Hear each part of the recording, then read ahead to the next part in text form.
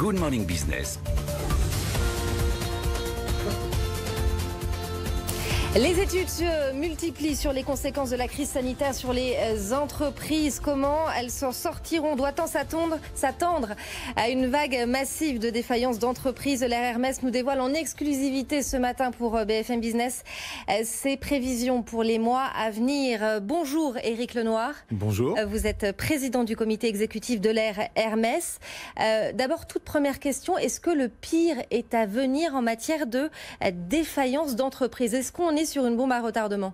On est véritablement sur une bombe à retardement et 2020 ça sera une année trompe-l'œil. Trompe-l'œil parce que le gel des procédures collectives, la fermeture des tribunaux de commerce, mais aussi les mesures de soutien gouvernemental font qu'il y aura un effet retard. Et si on veut véritablement analyser la progression des défaillances, non seulement en France, mais dans le monde, je pense qu'il faut avoir une analyse sur 2 ans, sur 2020 et 2021. Et qu'est-ce que ça donne selon nos prévisions? 35% d'augmentation des défaillances dans le monde à l'horizon 2021. 35% de défaillances. C'est énorme. On retrouve des niveaux qui sont des niveaux de 2009, si vous voulez. Ouais. Est-ce qu'il y a des disparités selon les pays? Il y a deux grandes catégories de pays. Il y a des pays qui vont connaître une progression des défaillances dès 2020. Et on retrouve la zone Asie et particulièrement la Chine, les États-Unis qui vont flirter avec les 60% de progression de défaillances en 2020. Et puis vous avez les pays qui connaîtront le pic de leur défaillance en 2020. En 2021, pardon, et là essentiellement des pays européens, le Royaume-Uni avec plus de 40%, l'Italie, l'Espagne, le Portugal, et la France dans tout ça, me direz-vous, la France va se situer autour de 25% de progression des défaillances à horizon 2021. Avec, on le pense, 4% en 2020 et 21% en 2021. Et ces 4% plutôt sur le dernier trimestre de cette année. Dernier trimestre de cette année pour la France. Il va y avoir aussi une accélération du nombre de défaillances d'entreprises l'année prochaine dans 1 pays sur 3. C'est ça, oui. Accélération dans 1 pays sur 3, dont la France.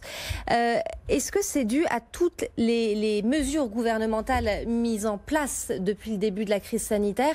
Est-ce que finalement, c'était pas à reculer pour mieux sauter? Les entreprises françaises, premièrement, sont rentrées dans la crise particulièrement fragilisées. Elles sont courtes en cash.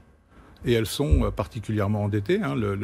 Le ratio d'endettement sur PIB est de 74% en France en 2019, alors qu'il était de 60% dans le reste de l'Europe. Donc les entreprises rentrent fragilisées, les entreprises françaises. Ensuite, la consommation a chuté et on voit que des secteurs comme le tourisme, le commerce de détail non alimentaire, la restauration sont particulièrement impactés. Et la production aussi a chuté. La production industrielle, les entreprises ont été à l'arrêt. Donc tout ça pour dire que toutes les entreprises ne seront peut-être pas concernées par cette résurgence des défaillances et cette difficulté, mais vraisemblablement, et j'espère me tromper, mais vraisemblablement, tous les secteurs seront affectés. Tous les secteurs affectés en France. En termes de taille d'entreprise, est-ce que ce sont les plus petites TPE, PME qui sont les plus concernées par les défaillances d'entreprises? Ce qu'on constate aujourd'hui, c'est que les défaillances d'entreprises vont concerner des entreprises de taille intermédiaire. Donc les ETI. Les ETI. Le principe ou la coutume qui voulait que ce soit principalement les petites entreprises qui souffrent n'est plus particulièrement vrai cette année. On voit que des entreprises de taille intermédiaire, les ETI, sont celles qui souffrent le plus. Dans ce contexte, comment débrancher les aides gouvernementales ? Parce que ça s'avère particulièrement compliqué. Est-ce que ça va avoir un effet dévastateur ? Alors, vraisemblablement, ça aura un effet dévastateur si on les arrête brutalement. On estime que l'incidence sur les défaillances d'entreprises pourrait être de l'ordre de 5 à 10% si on arrêtait brutalement. Ça sera peut-être le cas dans certains pays où on peut craindre un effet de falaise quand ces dispositifs vont s'arrêter. Ce sera vraisemblablement moins le cas en France parce qu'on a construit avec l'État des systèmes d'aide au crédit interentreprises qui sont, à mon sens, beaucoup plus intelligents. Vous savez qu'on a ce triptyque des produits CAP.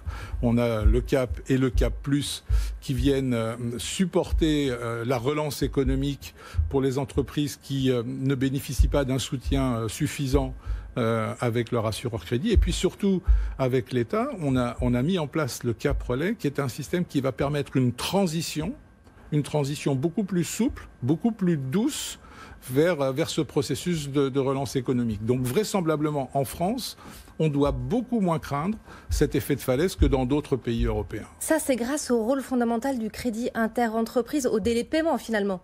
Le crédit interentreprise, c'est quoi? C'est assez simple, ce sont les délais de paiement que s'accordent les entreprises entre elles, un fournisseur à son client. C'est une banque invisible.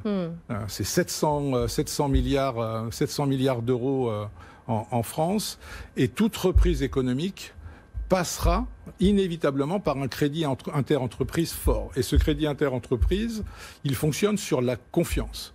Et c'est ce qu'a bien compris l'État lorsqu'il nous a demandé de travailler avec lui pour justement construire ces dispositifs qui vont permettre cette relance économique. Pour terminer sur les défaillances d'entreprises, elles ont un coût économique. Comment il est déterminé, ce coût économique des défaillances d'entreprises ? Il est déterminé par leur capacité de production, leur capacité à pouvoir s'inscrire dans la durée dans leurs échanges commerciaux. Et le coût économique de l'entreprise, c'est aussi sa capacité d'emploi, sa capacité de production, sa capacité de rebond. Merci beaucoup, Éric Lenoir. Merci. Je rappelle que vous êtes président du comité exécutif de l'Air Hermès.